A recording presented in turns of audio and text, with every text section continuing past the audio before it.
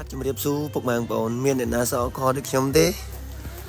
បាទខំពេក3យប់3ថ្ងៃពុកម៉ែបងប្អូនអើយមិនមែនត្រឹមប៉ុណ្្នឹងទេកន្លះខែពីមុខមកទៀត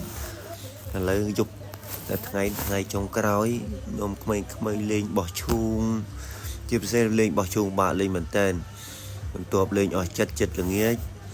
នាំក្មេងៗមករួមលេងហើយអ្នកណារួមស្អាតជាងគេចែកលុយសុំទោសផងពុកម៉ែបងប្អូនណាមិនបានលេងយប់ទេអ្នកខ្លះគាត់ថាហេតុអីបើមិនលេងយប់អីក៏ប្រិតមកចឹងមែនទេពុកម៉ែបងប្អូនទំលេមទម្លាប់តាថ្ងៃឆ្លងគេអត់លេងយប់ទេគេទុកចែកការងារហ្នឹងឲ្យបងប្អូនអញ្ជើញមកផ្ទះហ្នឹងលោកពិសាជុំគ្នាបងប្អូនមុនថ្ងៃសម្រាប់ចឹងអត់មានលេងទេពុកម៉ែបងប្អូនសុំទោសផងនេះក្មេងៗបាទ